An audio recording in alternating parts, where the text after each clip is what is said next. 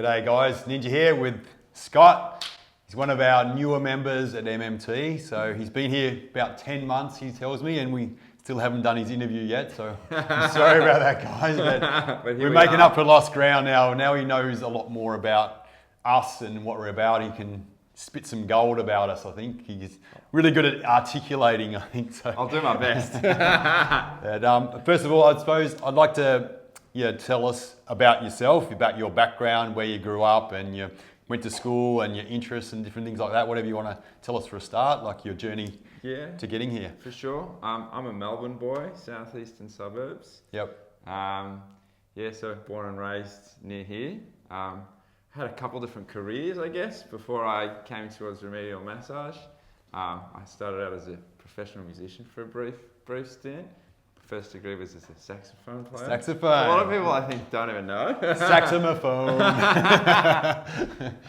So I did that and then ran a music education company for a few years and then decided I wanted to retrain and do something that was in a more service industry. Wanted to work directly with people. Yep. And that's what led me to retraining in remedial massage and started down this path. And then that was back in 2016 that I went and studied that. And around that time, actually, I was at one of my little brother's parties, and then that was where I saw Aaron, because Aaron and he were mates in high school. And so I had a few sessions with him at the time, because I had a big chat with him, and I was like, oh, hey, mate, I'm thinking about doing remedial massage. And he said, dude, come on in, come have some sessions. Did some sessions, and even those sessions at MMT back then were an instrumental part of pushing me towards studying and taking the course. It's kind of, those sessions with him gave me the confirmation that this was the area of work that I wanted to go, the direction that I wanted to go in. And so did that, and then that was kind of what pushed me towards studying remedial. Although then, after I finished studying, there was a bit of a gap before I made my way back to MMT. A few years off doing some other stuff as well. So what were you into in that little period? Good question. Yeah. I feel as though I went on, after I finished, I went and worked in another clinic for a few months. Didn't love it. Not quite my vibe. I suppose working in a way, and they were attracting clients in a way. It sort of had a bit more of the traditional, almost like relaxation, massagey sort of advertising, which brought in that kind of client base, which were people looking for a service not really in line with who I am or the type of service I was looking to give. So I lasted there for a few months and then left, and I was feeling a bit scarred comes to mind. That's a strong word. And then from there I sort of was working from home on my own and explored a lot of different ideas and modalities, and explored putting a bunch of different things together myself, which is where I sort of came together with some ideas I think that are a little bit unique or a little bit different, in some of my perspective. And that was exploring some deeper work like what we do here, but also some gentler work, which is where contact therapy, which is something that I do at MMT, came from. But yeah, I was sort of swimming around and exploring a lot of stuff on my own, which was cool. But then it was last year, again at my brother's Bucks party, that I saw Aaron for the first time in a while, and we had another chat and said come on, man, come in, let's have a chat. Come and see, and I guess the rest is history. Yep, cool. So you come in and had an interview, and we started training probably we had a next week. Terrifying interview. Aaron told me, he's like, man, come on in and have a chat. Yep. And I got in, and then there were 7 of you or something like that. It was the whole team was here. Pretty much, it was like Jezza, Dorf, Das, Jace, you, and Aaron. Not what I was anticipating at all. 3 into the fire or to the wolves, I was bombing. Yeah, a little bit, and then we were straight into training with Tash, who I'm sure plenty of you will know Tash and will have seen her on the channel. We trained together, and then got started. Yep. Okay. Awesome, man.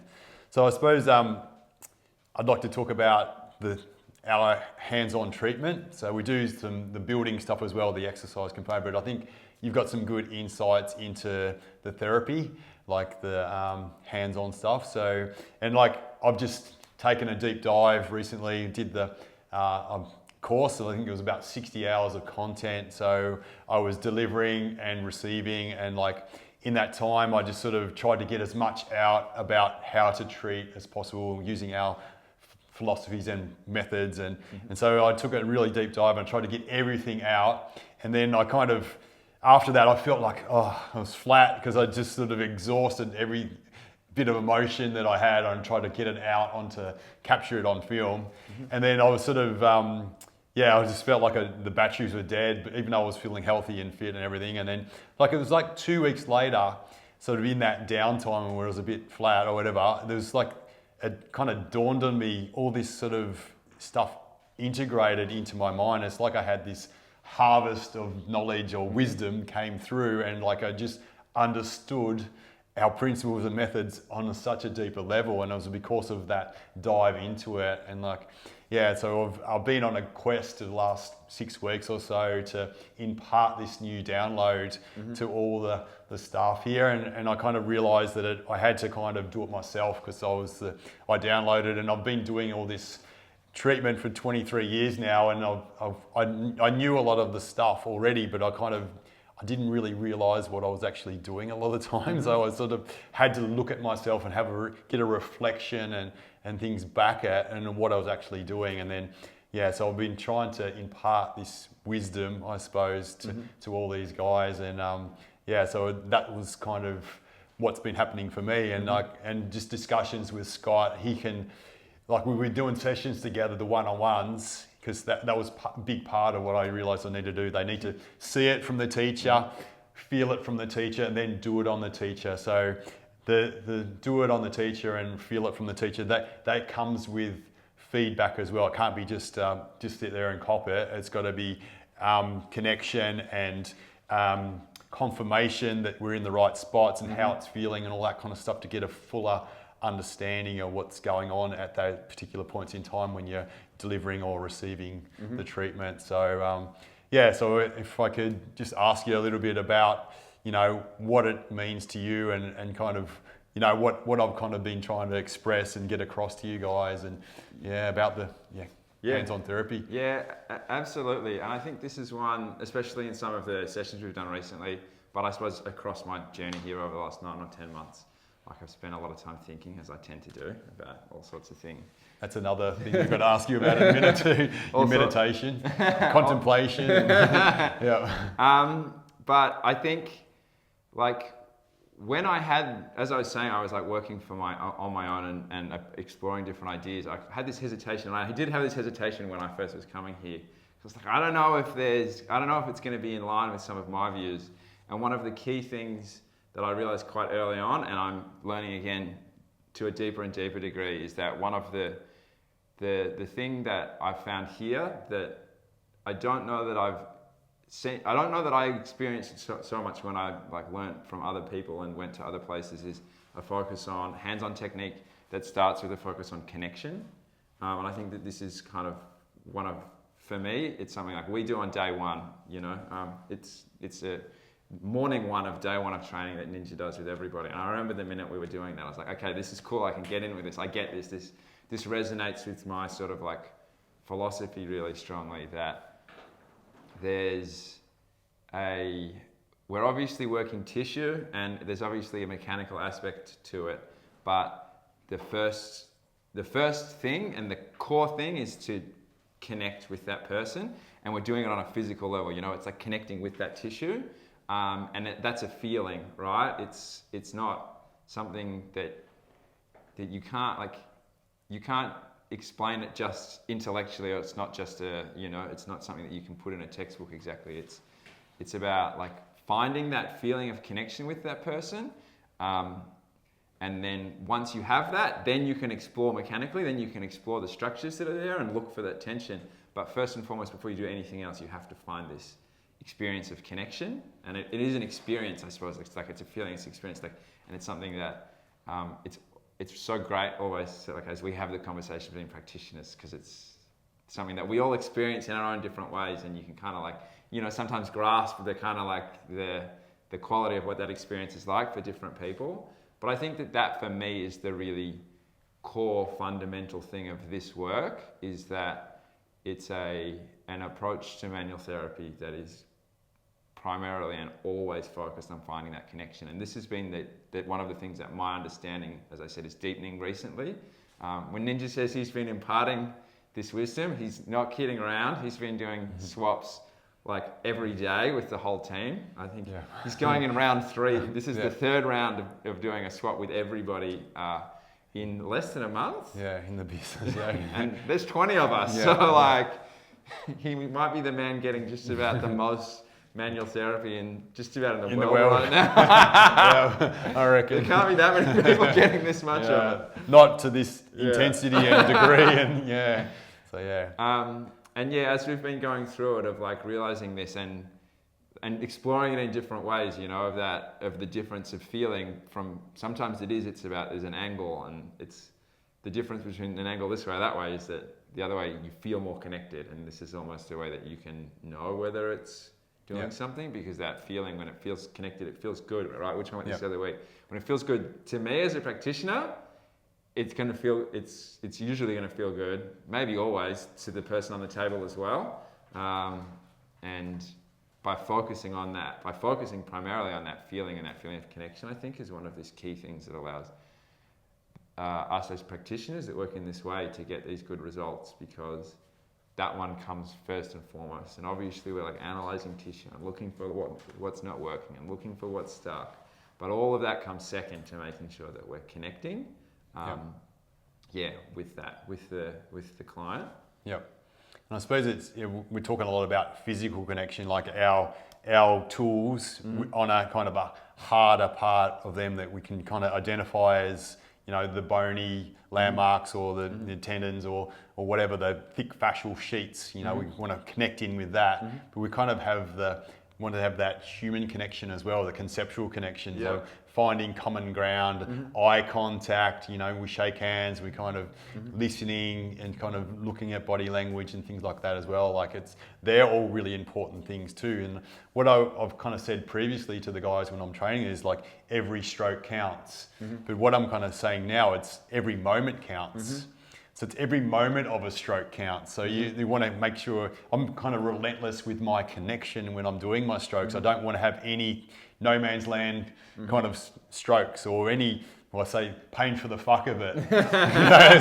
No, you don't want that. You're like, you can't decipher, is this worth it? Or, you know, is this trauma or what's going on? You're writhing around and things like that. You kind of don't know. But when someone hits that spot on that right angle and it's connected in, there's an ease with that. There's a pain there, but you receive it in a different way. You accept it, and you kind of, there's a knowing is the word I like to say. Is you know that it's beneficial, and you know even before you test that there's going to be a clearing and there's going to be a healing that is generated from that. You know, once it integrates. So so we're trying to tap into this. So we're putting ourselves in the best position where we can find those spots that are stuck, and then we get confirmation. You know, so it's really good that we kind of, the minds meet.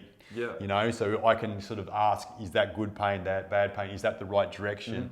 You know, we give the opportunity for the person to say, you know, that's no man's land. Oh, no, that's pain for the fuck of it. Oh, no, that's fucking on the money. That's gold. That's, you know, I know that's, you know, awesome. You know, so we get these sort of times when we're in the zone and we're just sort of so connected in, and it's just the right thing to do in that very moment.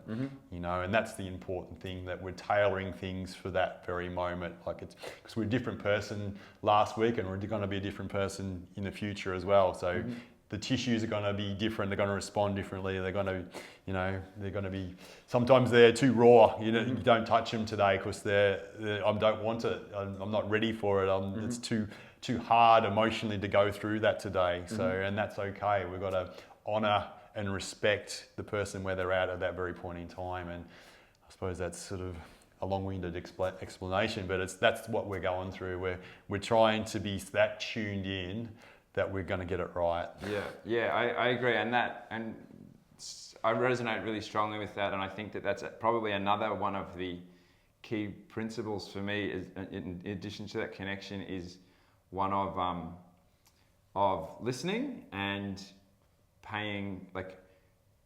allowing the client to like lead and to trust their judgment and their intuition as well. You know, because it's one where as I was saying, like we're seeking this feeling of connection and trying to, you know, find what's going on. But I'm happy to admit that like when I started as a practitioner and even as I started here, you know, when I was a kid, I was like a smart boy who got good grades. So I started out as a practitioner who wanted to like work out the problem. And I think that as a result of that, sometimes I probably didn't listen sometimes to my clients as much when they were just telling me what the problem was. Yep. And this has been a really big lesson for me from you and Aaron and like everyone else at this clinic of learning that to like really listen and really like some clients want you to lead and need you to lead, and that's cool. But some of them actually can really lead a session a lot, and it's sometimes it's like, you know, all you need to do is say like, yeah, as you said, it's like, am I on it? Oh, it's not quite. It's a little change, and sometimes, you know, usually I can feel it once I'm on, but sometimes I might not find it if I don't get them to direct me with some clients, and like learning that to be humble and to understand that no matter how much I've studied, I'm never going to be the expert in my client's body because they've been living in it their entire lives. Yeah. And like, you know, even if I've been seeing them for ages, like I Yeah. still just see them once a week, you know, or once a fortnight. They're there all day, every day. Yeah. And learning to allow, to understand that, and to allow or to trust their wisdom, right? Trust their judgment. And to collaborate with them in that sense. I think that's probably another really key aspect of it. I remember it was one of my first clients actually that I ever had at this clinic. We did like 3 sessions in a week, and then at the end of it, he thanked me for my humility, and it was a real moment for me because this was in like week 2 of working at MMT, and I had really been channeling this idea because it had come up in the training. And then, so our entire sessions, he just directed, he's like, it's here, a little bit more, a little bit less. And so just kind of like followed. And then we chatted about it even. He said, I've seen so many people, but like everyone always just tells me what they need to do. But no one's ever actually just like listened to me saying, I need this done. Yeah. And I think that that's a really amazing thing of the philosophy of MMT, to like value that, you know, like value people's self-knowledge, you know, and then to collaborate with them based on that. Yeah. So I'm just thinking of the word injection. So if you kind of inject what you think, that's kind of, that implies forced. You know, it's not consensual. And, exactly. And then we're kind of the opposite of that. We want to gain trust and permission and consent to work at a deep level with them. And if we're kind of not tuning in, not listening, we kind of can miss these key little subtle, you know, information that can lead us to that spot, you know, that can help them, you know, get out of pain and like, get those core things that are going to unravel everything. So that's a really kind of good concept to think about. And I kind of humble myself all the time and just say, I'm just a plumber. I'm just trying to unblock this shit, you know, and that's all it is. You know, you just keep on doing that because we don't heal somebody else's body. You know, we can facilitate healing, but the magic happens within us. It's kind of this innate thing, automated system. It just works itself. Sometimes it just needs a bit of a hand from outside to kind of unblock things or reflect things back in if it's a conceptual thing we need to kind of look at. Or so we heal ourselves. No one else heals us. Yeah, you know, we got to do the work ourselves. Yeah, exactly. Yeah, couldn't agree more. So that's it. So there's probably a couple more topics I want to talk about. I know this video is going on a bit, but can you tell us, I suppose first one, I want to ask you about meditation, but probably more relative to what we've just been talking about. How is it working at this clinic and what is it like being a part of this business as opposed to working at other places and things like that? So it's a great question. As I mentioned, I had some like hesitations when I started. I was like, I don't know how I'm gonna I don't know how this is gonna work, and I don't know how I'm gonna like fit in and stuff. And it's just been a constantly like amazing and like surprising in all these great ways experience of like working here in an environment with a team where everyone is so supportive of each other, and complements each other. That's what I'm looking for, in such an amazing way. I feel like, you know, the other clinic that I worked at, like, it had a number of different things that led to me not feeling that comfortable there. But at the end of the day, it was about that. It was like, I was in a clinic where I couldn't be the therapist that I am, you know, there. Whereas at MMT, not only do I feel that, I can see that everyone else does as well, even though we're different, because we have this great set of principles that we all share, but then within that there's enough scope for everyone's own creativity to be expressed. Yep. And so that has been a really amazing experience. And I think it's also probably, like, for me, it's like I worked for myself for a few years, and there are a lot of positives to that, and there's aspects that I enjoy about it. But coming in and working in an environment like this has been such an amazing experience, because I think in some ways it's being part of a team and a collective and like a family that doesn't take away from my ability to express myself, right? To be who I am, but then to still have all of the positives of working in a group. Mm-hmm. And so it is definitely something that, it's exceeded all of my expectations. I'm you know, they weren't low. They certainly weren't low. But the experience of being an MMT practitioner, it really has been an amazing journey so far. And it's looking like it's going to continue to be so, and only getting more so. Yeah. So even for me, like, I feel like every day is epic. Mm-hmm. But when we get together, like, we have monthly meetings or 4 weekly meetings, like, and even the refresher training, like, mm-hmm. we have stacks of people turning up. Like, we want everyone to turn up to our team meetings each month, but heaps of people turn up to the refresher training, and just the community we've got, just we all like each other, we all get along, and it's just something special. Like, it's hard getting out of bed, you know, for these early meetings, but once you're there, you're in this environment where we're all in a zone, we're all kind of getting along, and it's a happy place, isn't it? So it's sort of, I don't know if there'd be many businesses that would have 20 people on a mission just in the same kind of way that we are. So it's pretty amazing energy to be around and to be a part of, and it's very inclusive, and it just feels like it's getting a deeper and deeper connection and a bond the more we go. And I suppose I'm just thinking of our last meeting. We just do some pretty epic stuff together, like I blindfolded half the team and we led them across the street, you know.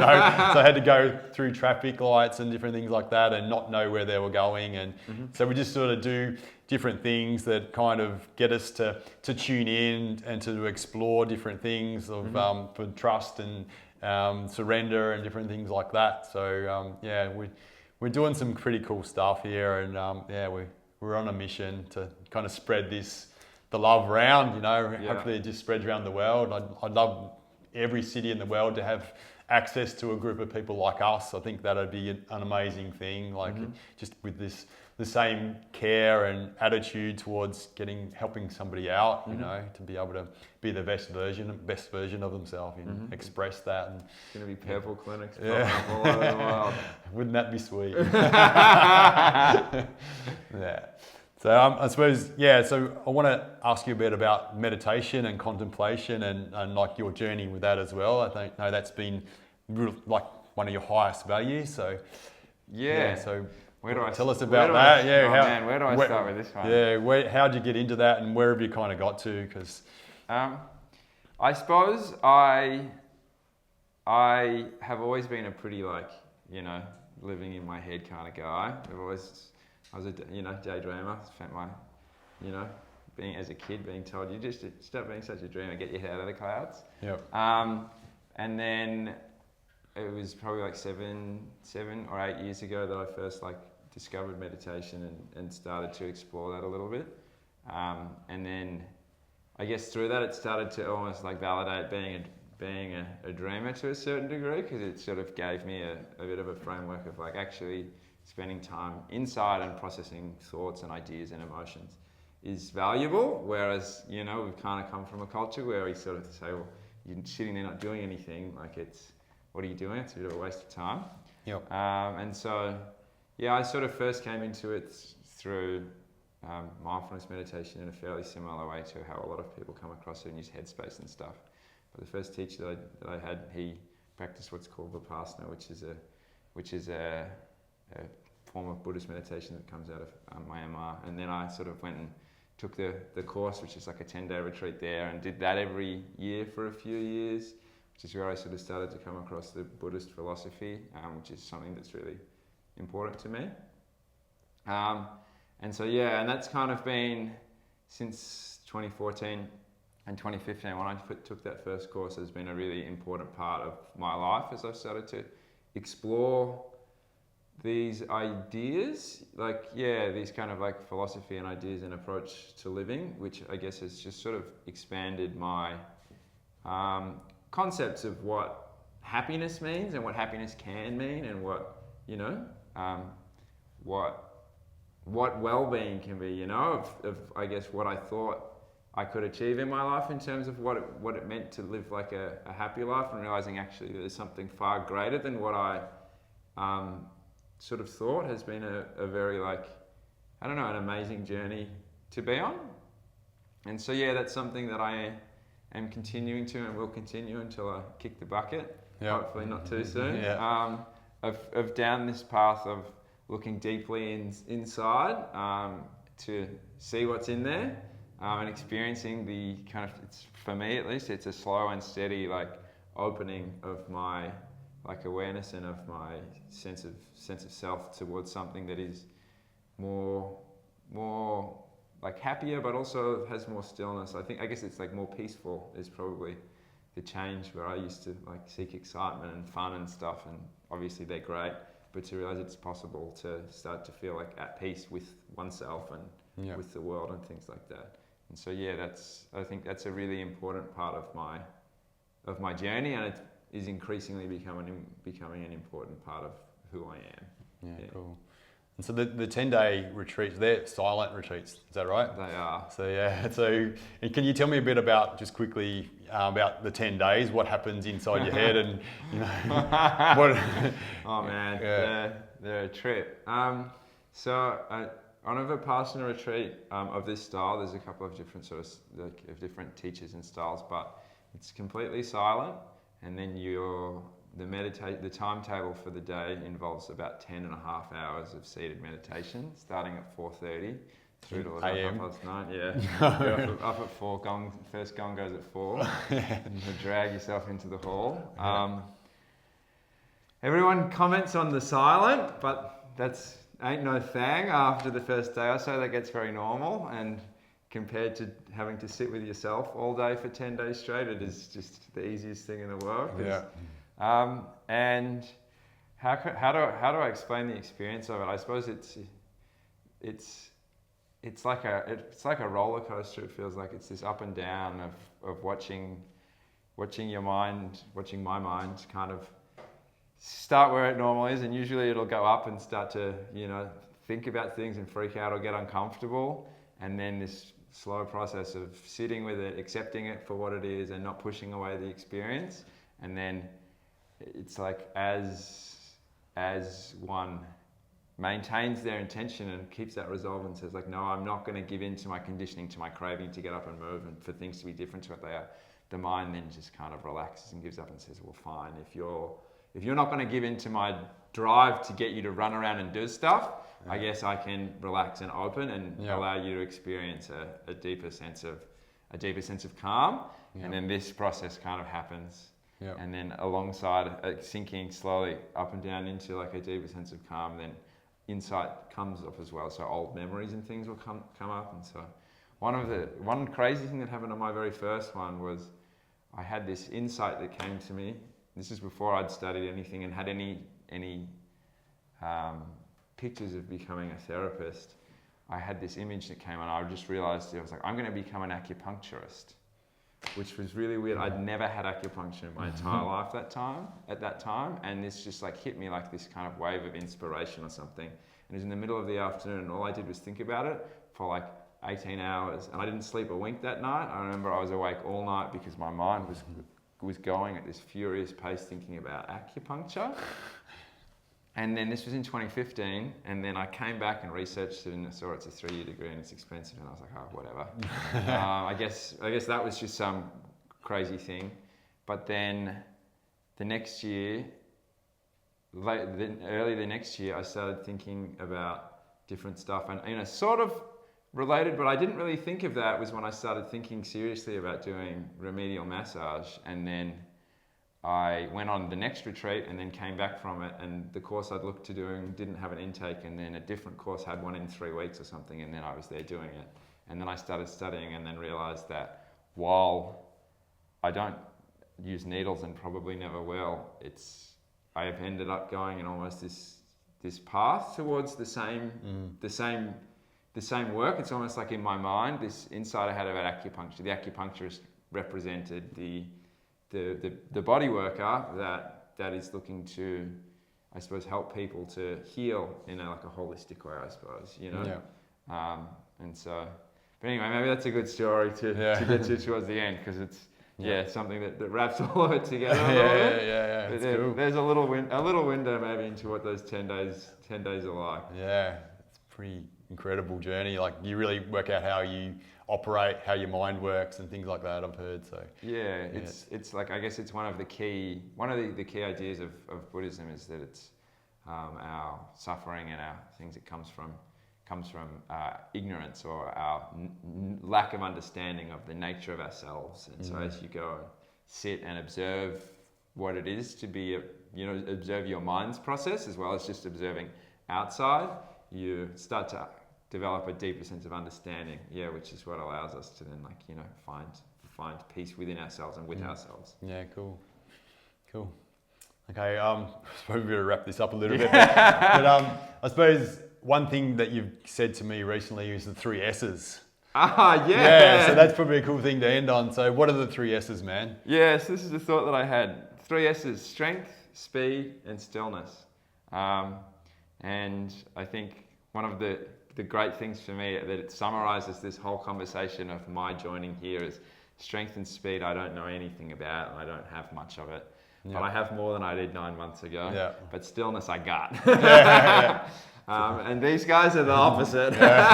So we can complement each other, we can learn from each other, and the importance of stillness, and that's when we do all our healing, we do all our processing, all that integration is in the still time, and it's just part of nature as well. Like, nature does it. Like, we have night and day, we have summer, winter, autumn, spring. So we kind of got all these different seasons, and like there's downtime in that, but it's important that we do have that sleep, or that retrospective time, those reflection times, so we can kind of learn the wisdom, or learn the lessons, download the wisdom. So it's important that we do have that downtime, so we can kind of live better the next day. We can live, in spring the things sprout up again because we've rested, and kind of the ground's all kind of decomposed and soak the water in over the winter, and it's ready to go again when the sun comes out. So so it's I think that's important, that we are nature, we are part of nature, and not to forget that. And there is different times during the day, during the week, during our years. So respect that, and you'll live better. Yeah, beautifully said. All right, I reckon. Cool. Give us a done. Yeah.